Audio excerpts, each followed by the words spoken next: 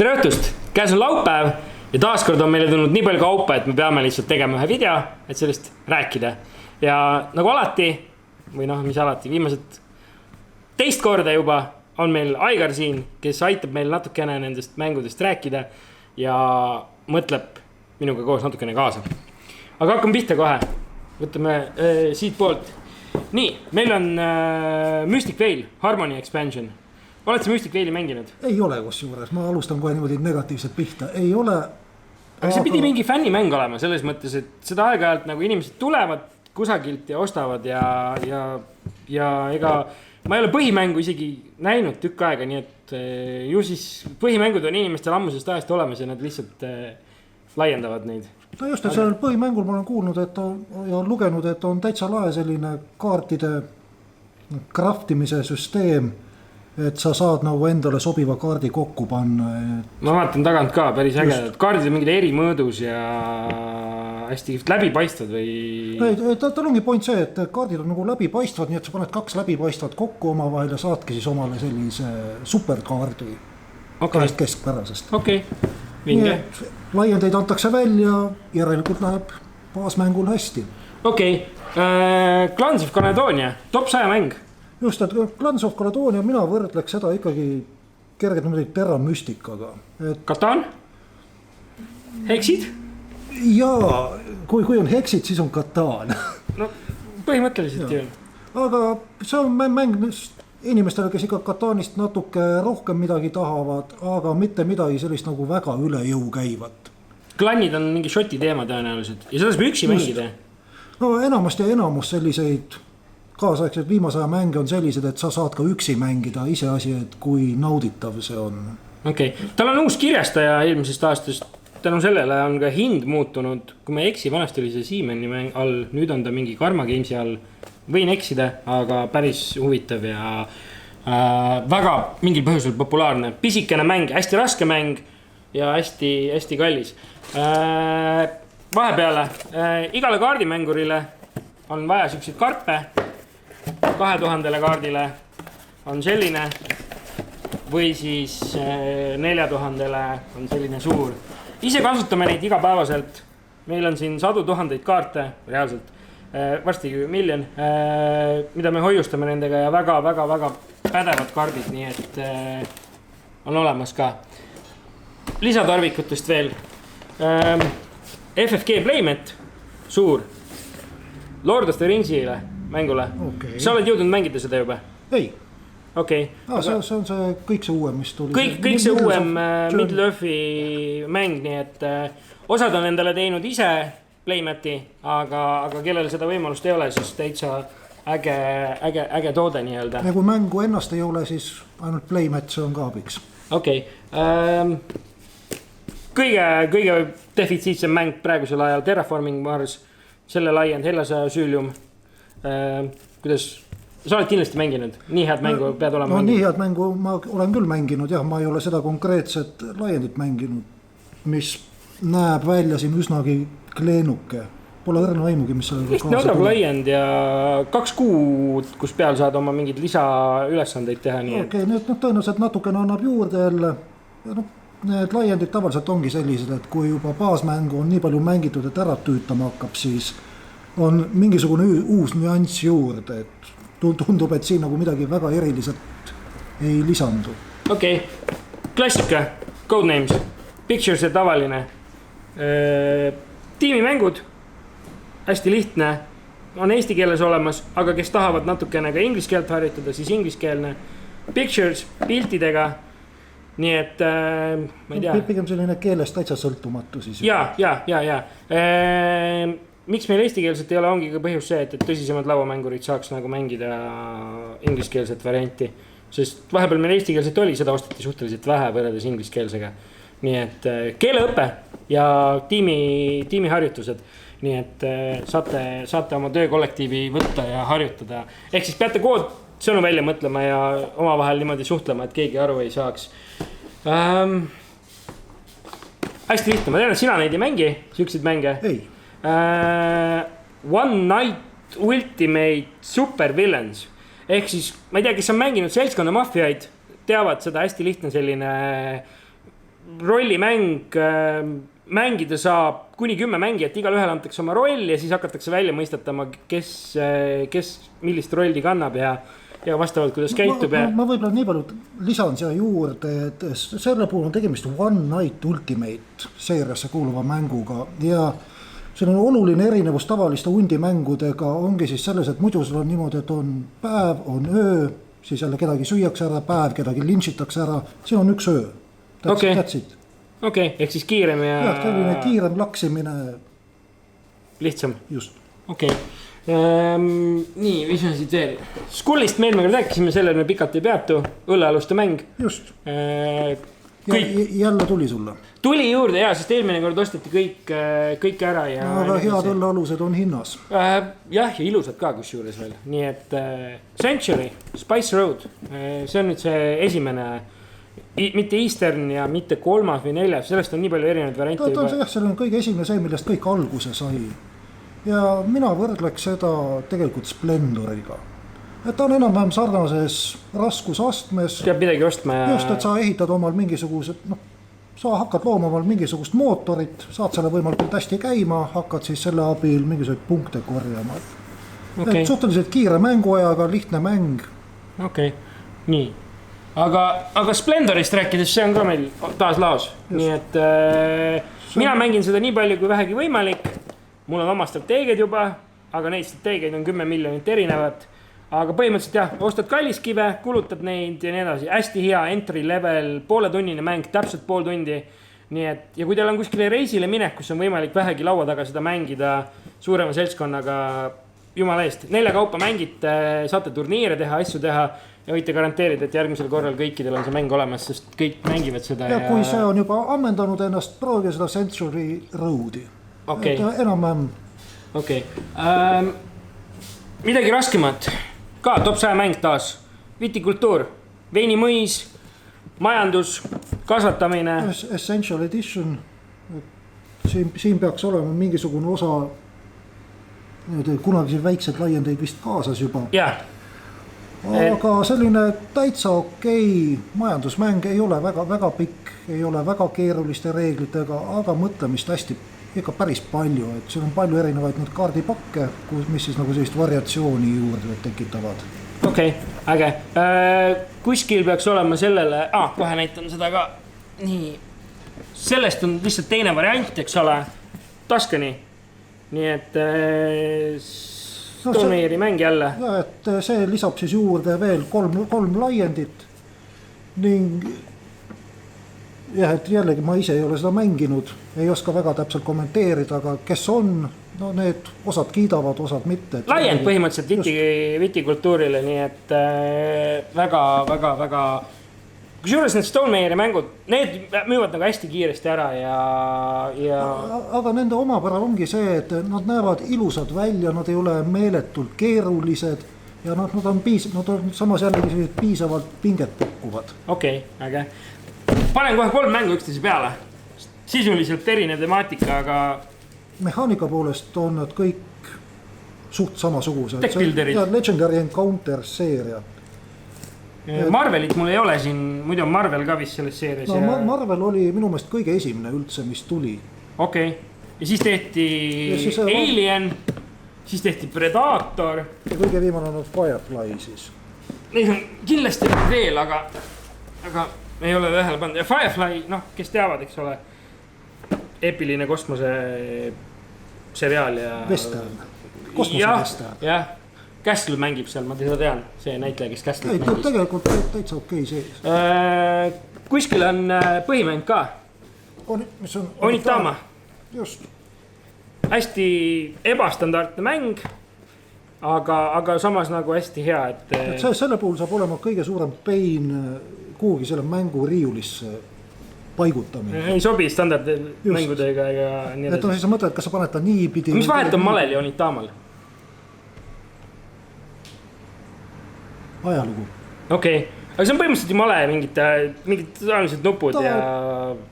ta male ei ole. Aga milles nad sarnased on, et see on samamoodi abstraktne mäng. Et ise ma seda mänginud ei ole, mulle sellised abstraktsed eriti ei istu. 15 minutit ja 2 mängijat, see on male. Aga parem. Mängid male 15 minutiga ära. Ei, ma ei oska malet mängida. No, siis sa võib-olla mängid isegi. Peaks proovima. Aga ei julge, ma arvan, et mu laps saab enne selle asja selgeks. Nii, just nagu küsiti seda mängu mingil põhjusel ja parasjagu oli ta teel, et... Kas sa tead, kui vana mäng see on? Nüüd sa loen ja 95 just, ei ole. Ei ole, 95. aastal anti esimest korda välja see mäng. Graafika on küll siuke... Aastast 95. Jah, keegi nagu oleks lihtsalt joonistanud need reaalselt pliiatsi ja tindiga, et... Aga ta on selline üsnagi... Noh, ta näeb välja temaatiliselt sõjamäng, aga ta on siiski selline üsnagi... See on Westeros siin või? Ja need Ansallid ja Night King tuleb, et... Ei ole, see on Itaalia. Okay. Itaalia vallutamine, et kes esimesena 4 ala vallutab, siis see saab endale. Et suht kiire mänguajaga, umbes selline pool tundi. See on uuesti välja antud, sest Fantasy Flighti Sleeve'i soovitus on siin peal olemas, nii et peab olema siin. Sellest on mingi hästi palju trõkke välja antud, lihtsalt see originaalne on juba nii iidsest ajast. Jumal küll. Nii, vaatame, siin pole on üks mäng veel. Arctic Scavengers. See on tech builder, et on päris palju inimesi, kes seda kiidavad, et ta on selline futuristlik, et aasta mingisugune 2097, nagu tavaliselt ikka, siis igasugused ressursid on otsa saanud maailmast just. Ja aeg ja siis kõik üritavad elus püsida. Ja ta on, mingis mõttes ta on selline tüüpiline tech builder, et sul tõmbad omale vist on 5 kaarti kätte ja siis ostad midagi ja saad... Ja siin on kõik laiendid ka kaasas juba. Just, siin on 2 laiendid ka, aga siin on selline huvitav nüanss juures, et kui sa tavaliselt need kaardid, mida sa ei kasuta või viskad lihtsalt ära, siis selle mängu puhul sa jätad need alles ja kellel on kõige paremad alles jäetud, saab mingit lisaboonust veel. Mõtlesin, et zombid ärkavad ellu ja tegelased tulevad ja... Okei, selge. Nii, aga vaatame, mis meil seal pole edasi on, hakkame vist. Nii, ma võtan ka mingi väikse, et sul on tulnud see väike Imperial Assaulti laiend, et ainus, mida ma selle kohta ütleksin, on see, et kui te sellised väiksed laiendeid ostate, vaadake siin taga on punase tekstiga kirjas, et milliseid põhimängu suuri laiendeid on vaja, et seda mängida saaks. Et antud juhul näiteks, et siin on koor üleval, vaata all on veel väiksemas kirja. Bespin Gambit. Okay, et selleks, et siin kaasas olevat missiooni mängida kampaanias, peab see Bespin Gambit ka olema. Okei, seda ei ole keegi veel kurtnud, nii et Josis on salaja ostutud. Arkami üks müütospakk on sul siin. Kõige uuem. Circle Undani 5. 5, tähendab üks on veel. Greater Good, kellel veel ei ole olemas. Fallout, arvutimäng. Jah, just Fallout. Lauamängu laiend, et ma lauamängu ennast jällegi ei ole mänginud, aega ei ole lihtsalt nii palju, et kõiki neid järgi jõuaks proovida ja tegelikult ka see arvutimäng jättis mulle üsnagi mulje, nii et ma pole ka väga kiirustanud. Aga just arvutimängurid tahavadki seda ja... Ei, no arvutimäng on samamoodi ju, väga paljud kiidavad seda, lihtsalt mul enda jaoks jäi see natukene kehvaks. Aga siin tuleb juurde 5 uut tegelast, hulganiselt plastikuid. Okei, arusaadav. Sheriff of Nottingham. Sa oled mänginud seda? Ei ole mänginud, aga paljud kiidavad seda ja ma olen, nii palju ma tean, et eesmärgiks on üks mängijatest on siis paha või siis paljud on pahad ja üks on sheriff, kes siis üritab salakaupa välja nõusida. Just, et noh, ma tegelikult olen mänginud seda, võin rääkida, et tõesti on niimoodi, nagu sa enam-vähem kirjutasid. Nagu sa enam-vähem kirjeldasid. Eks mängijate eesmärgiks on vedada võimalikult palju salakaupa. Ja tegemist on sellise pooleldi seltskonna, pooleldi bluffimise mänguga, et selline nalja ja naeru päris palju. Et tõesti mõistlik mänguaeg jääb enam-vähem tunni aja juurde. Ja 5 mängijat? 3-5 mängijat, jah. 3 on nagu selles mõttes? No selles suhtes ma ütleks, et selle mängu puhul mida rohkem, seda parem. Ma oleks võinud põhimängu koos Arkami laiendiga võtta, et Arkami kaardimängu põhilaiend või põhilaiend, jah, põhimäng. See oli sul vahepeal otsas siis? See on, tead, kogu maailmast on ta aeg-ajalt otsas ja seda nagu tellitakse nii, et ma ei jõua kogu aeg nagu riiulis hoidagi. Ainult Eestis hetkel riiulis? Ma ei tea, kus juures, võib olla. Paljud need mängud on ainult. Hakkan kohe mängima. Unlocki 4. karp. Exotic Adventures. Ja, Boogeyman, Last Raid ja Challenger. Ägedad asjad. Mul elukaaslane on selle asja suur fänn, nii et see on jällegi midagi sellist, kui teile meeldivad sellised mõnusad pusle tüüpi mängud. Exit Room. Just, Exiti seeriad, kogu see loogika, mis ei ole mitte mingil määral seotud sellega, et kui kass tahab vorsti saada, või tähendab, rott tahab vorsti saada, siis ühes Unlockis oli selline klassikaline loogika, ma pärast räägin sulle, ma ei hakka spoilima siin. Okei, selge. Aga midagi, mis jäi keda huvitab, siis saab neid meil mängida, meil on need kõik karbid olemas, saate tulla seltskonnaga mängida, kohe tuleb ka see 4. Unlock. Treasure Island, see on nagu Spirit Island või? Ei, see Verni Aarete saart oled lugenud. Ma olen seriaali vaadanud. No okei, tänapäeval käib see ka. Ja. Aga see on selline päris omamoodi mäng selles suhtes, et siin üks mängijatest on siis see John Silver, kes kuhugi aarde maha peidab. Okay. Ja ülejäänud mängijad siis üritavad seda üles leida. Ning mis on siin veel pull on see, et kogu mängulaud on lamineeritud. Ja mänguga on kaasas hunnik markereid, millega siis kõik märgivad oma asukohta või kus nad otsinud on. Okay. Et ta on selline korduv kasutatav legacy. Just selline korduv kasutatav mäng. Ja oluline on ka see, et siin ei ole mitte, et kõik kambaga ühe vastu, vaid iga piraat üritab ise seda varandust üles leida. Mis tähendab seda, et see John Silveri mängija, tema on lihtsalt see, kes vihjeid annab. Okay. Siis tema annab vihjeid, kus see varandus on ja kui ükski mängija seda teatud aja jooksul üles ei leia, siis hoopis tema võidab selle mängu. Et esmapilgul tundus mulle selline üsnagi aga natuke lähemal uurimisel paistab päris pull mäng. Aga samas teemas, kui sa ulatad sealt teise mängu võtma ülevalt teise, et kui me Islandite juures juba oleme, siis dinosaurused. Dinosaur Island, juba kui siia kaanepilti vaadata, see on selline Jurassic Park? Just kõige puhtam Jurassic Park. Okay. Aga ta ei ole mitte niivõrd väga Jurassic Park, kui mõtled kogu seda emotsiooni, mis sa filmis saad, et nüüd jooksed eest ära ja siis annad dinosaurusele pasunasse. Siin sa majandad kogu seda parki. Okay. Ehk siis sa oled see põhitegelane, kes pärast ütleb, et üritab ära sõita ja siis ikkagi ütled, et sorry, et nii läks, aga raha oli ka vaja. Rex saab ikka kätte ju. Vähemalt igas nagu, ma ei taha ära spoilida inimeste jaoks Jurassic Parki film, aga iga kord on nii palju. Pargi omanik on alati paha ja saab lõpuks ikka kuuleb ära.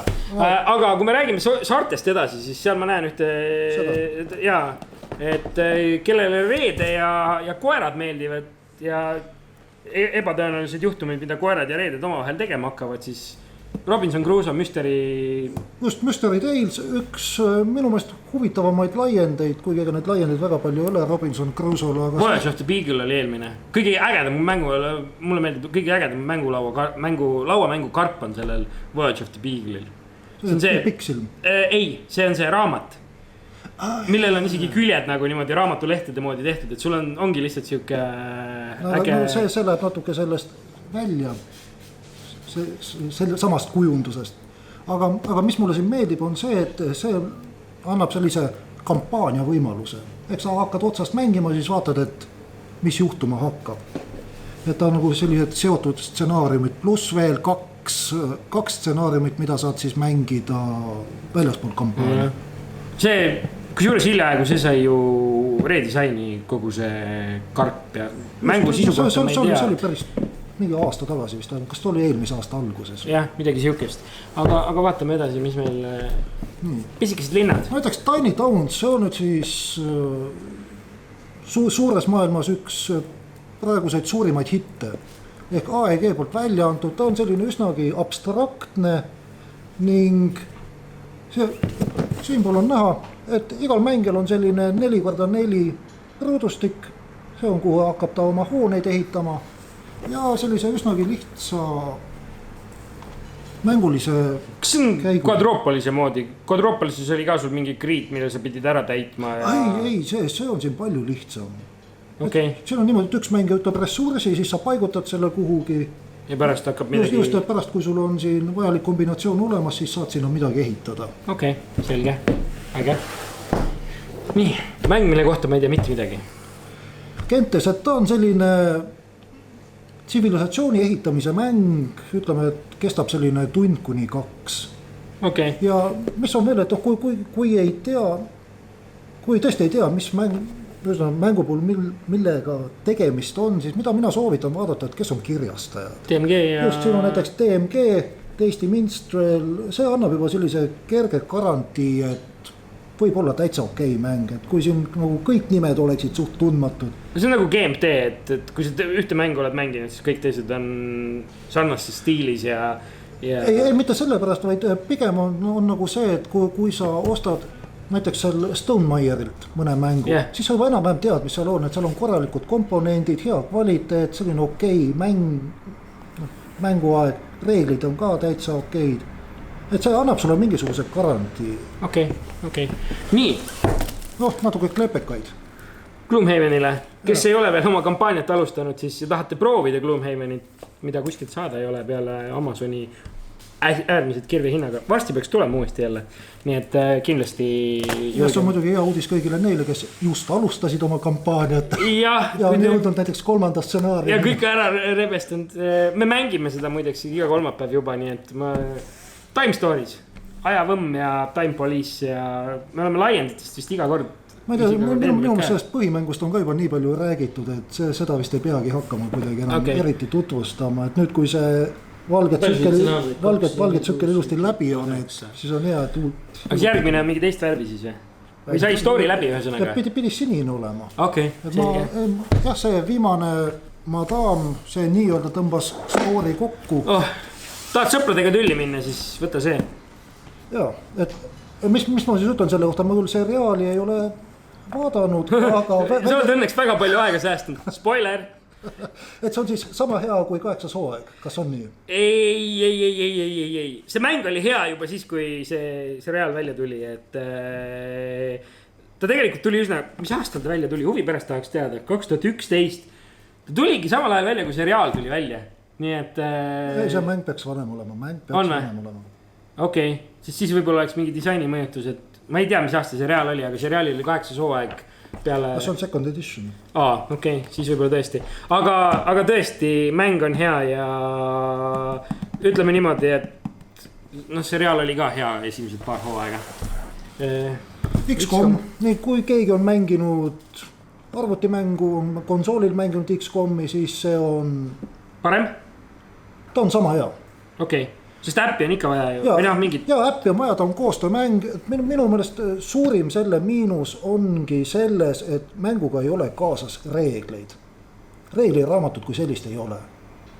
Et sa võtad äppi ette, hakkad sa panema järjest next. YouTube ühesõnaga. No just, et ma tõenäoliselt teen nagu ise sellest ühe väike tõsisema arvustuse ka. No Siemeni jälle, uus China. Chinatown, see on mäng, mida puhul ma ütleks, et ta on selline meenutab mehaanikate poolest, üks mäng on Acquire ja teine on seesama Catan, millest päris alguses juttu oli. Ta on väga selline pull, nii-öelda majandusmäng, palju omavahelist kauplemist. Hästi vana ka, 2014. Just, et hästi vana. Ei ole, kuule, ei ole. 95. Ikka ka, jaa, veel vanem. Sest selle... See on mingi omapäres. Ma ei tea, aga ma olen seal mingid vanemaid disainikarpe näinud ja nii edasi, et mis on ka enam-vähem nagu käsitsi joonistatud ja... Väga hea mäng. Okei, sest... inimesed tellisid ja siis ma võtsin poodi ka, et järgmisega samamoodi, Ex Libris. Ex Libris on selline huvitava temaatikaga mäng, et väga tihti ei kohta mänge raamatukogudest. Võib-olla kõige selline eriskummalisem temaatika, mis ma olen kohanud, on, kas ta oli Saksamaa postisüsteem, Turn and Taxis. Aga see on ka selline täitsa huvitav mäng, et oled väike raamatukogu hoidja, kes tahab saada suure raamatukogu juhiks ja siis sa üritad omale igalt poolt erinevaid raamatuid kokku saada ja siis neid riiulitesse paigutada. Okei. Watson ja Holmes. Just, võtaks need 2 tükki siia. Mingil põhjusel see on muutunud samasuguseks, sama karbi sisse pandud nagu see, et külje pealt... Aga Space Cowboys. Asmodee, sama kes... See on ju hästi vana mäng ja see oli nagu nüüd uuem ju. see on mingi. mina teeks vastupidi. On või? see on nii-öelda koostöömäng, kus siis on hunnik teksti lihtsalt. missioonid ja loed ja mängid ja. Loed ja mõtted ja kogu kambaga siis üritad aru saada, et kes mõrtsukas on. Või mis müsteerium on, erinevad teemad. 10 teemat vist, kui ma ei eksi või? Aga see Watson and Holmes, siin on igaüks enda eest. Et ta on selline, et. Saab igaüks valida, kes ta on või? Ei, selles suhtes, et võidab ainult üks. Okay. Et kõik üritavad siis mingite vihjete abil. 7 mängijad. 2-7 mängijad. Päris põnev ju. Soomlased tegid kunagi sellise mängu nagu Ebellyd. See meenutas mulle seda, aga seda Ebellyd vaevalt, et keegi teine teab. Space Cowboys on Splendor ja mingid sellised lihtsamad asjad. Midagi muud öelda, kiida komponente, ilusad komponendid, hea graafika. Ilus on ta küll, jah. Vaat. Aga ilus on ka see mäng. Mitte ilus, vaid ka hea ja siin on veel 2 laiendiga. Just, et Istanbul on selline mäng, mida ma olen isegi täitsa mõelnud endale ostmiseks. Aga sa saad sellest osta ja rääkida. Hea hinnaga sulle 2. No aga siis ei saa teised seda osta. Jah, seda on piisavalt. Nii et mis siin on täitsa mõnus mängusüsteem, mängumehaanika, mängib kiiresti ja palju see on, kuni 5 mängijat vist oli, just 2-5 mängijat. Ja sellel siin on isegi 2 laiendit kaasas, ma laiendeid ei ole üldse mänginud.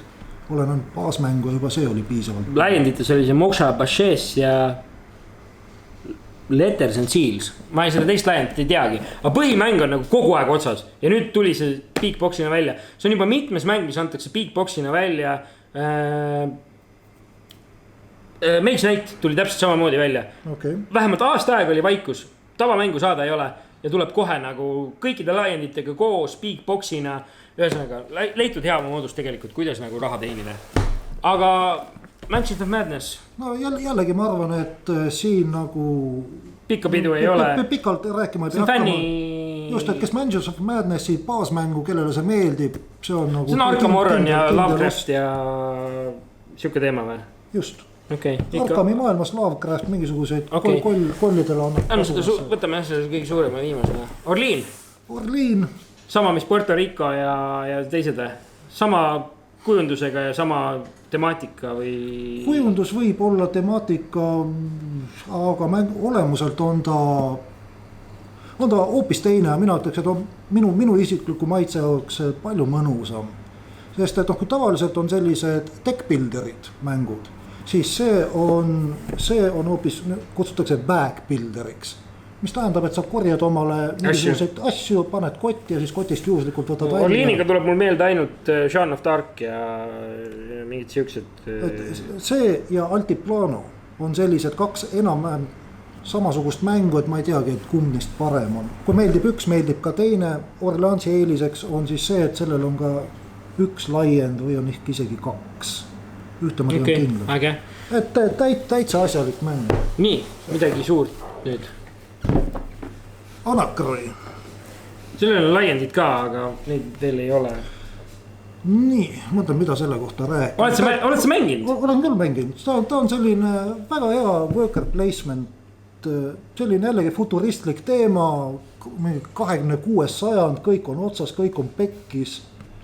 Ja siis siin nüüd kõik üritavad. 4 mängijat, 4 klanni. Jah, 4 erinevat klanni ja siis siin on selline temaatiliselt selline huvitav lähenemine, et meil on küll 4 klanni, ainult 1 neist päästetakse ära ja siis nagu kõik võitlevad selle nimel, et see 1 suur ja imelik. See vist on ilma plastikuta, mul on tunne.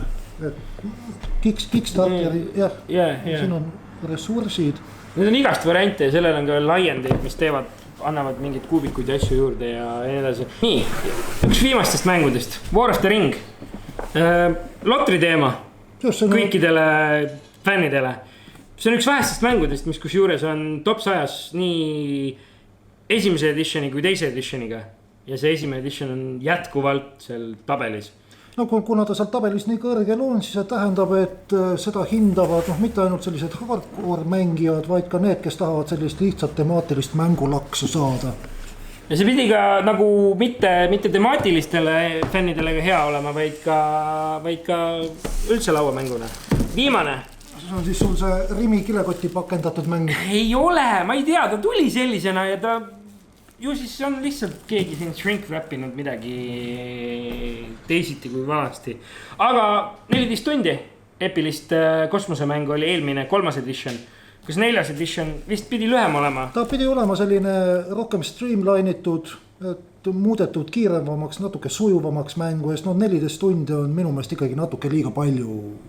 Aga mängitakse ju, selles mõttes, et üleskutseid ju lauamängu juttudes on ja... Just, et mängijaid otsitakse ja vaevalt, et see tähendab, et kõik ära jooksevad selle eest, vaid pigem on see, et antakse võimalus ka teistele proovida. Ma kindlasti soovitan, kes ei ole seda mitte kordagi mänginud, ärge kartke, võtke see ette, aga olge valmis, et see võtab sellise terve päeva. Ja varuge sööki ja jooki ja kannatust eelkõige. Pax Magnifica Bellum Gloriosum, midagi väga kolossaalselt. Nii, aga tegelikult meil üks toode veel, mille peal me siin kogu aeg oleme teinud.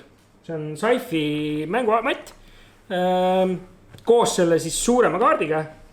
Ehk siis kui te tahate osta seda nii-öelda board game extensionit, selle asemel saate osta sellise neopreenist kordu kasutatava pestava suure hiiremati. Ja suur mängulaud on just eriti hea sellisel juhul, kui tahate mängida realistlike ressurssidega, sest siis need mahuvad kõik ära teile siia. Ja metallist. Kõik metall, just, et kõik need toidupotid ja muud taolised. Need on olemas ka kusjuures. Hästi äge on, et paljud fännid on neid võtnud. Aga kes ei ole veel vaadanud Aigari mänguarvustusi, Kolonisti arvustus just tuli välja, väga hea helikvaliteediga. Lõpuks ometi. Ja küll pilt ka paremaks muutub, aga sain ka mina nagu selles mõttes targemaks mängust, millest ma ei olnud tegelikult mitte midagi kuulnud ja kapsas minu kapsaaeda või kapsas minu kiviaeda, kumba pidi võtta. Aga seniks, olge tublid, tulge vaadake mänge ja võtke midagi kindlasti ka siit endale koju mängimiseks kaasa. Tšau, paka. Tšau.